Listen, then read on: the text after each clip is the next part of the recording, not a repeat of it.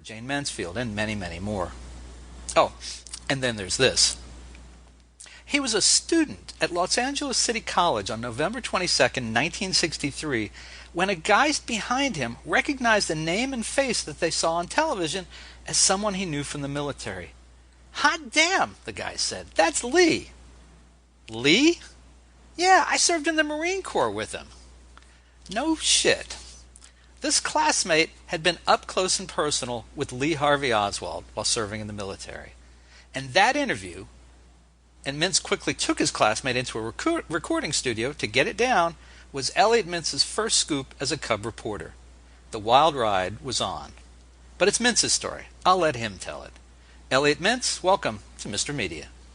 Thank you so much, and thank you for that effusive introduction. Greatly appreciated, and I'm humbled by the references. You're very welcome. I'm only sorry we don't have a couple hours, because I know I got a lot more questions than I've got prepared here to have time for, so we'll do the best we can.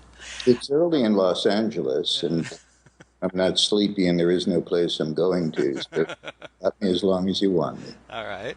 Well, okay, so take me back. You're in broadcasting class with a guy who served in the military. This seems incredible, with Lee Harvey Oswald, the Lee Harvey Oswald.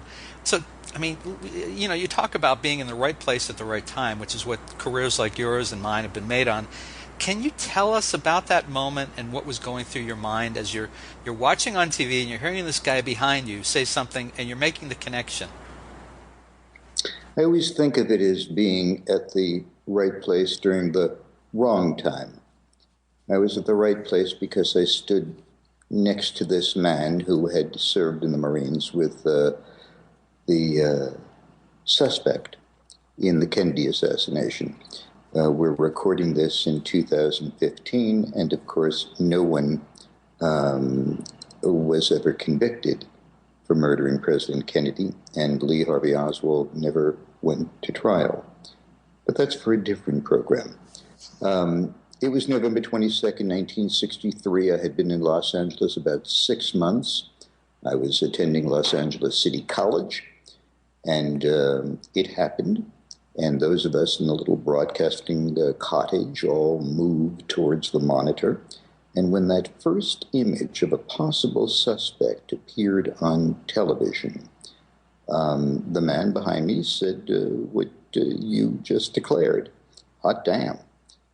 That man's name was Roland Bynum, and I had not heard from Roland in 40 years until about a year ago when I posted the story on my website, and he emailed me, and we had a little bit of a reunion on the phone.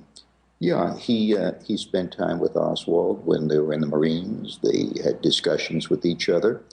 I took that little tape and I made it available to the local news station in Los Angeles.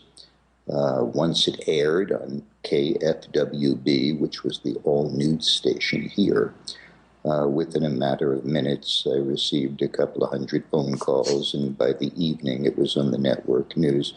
I think I was 21 years old at the time, give or take. And yeah, it was my first so-called scoop. It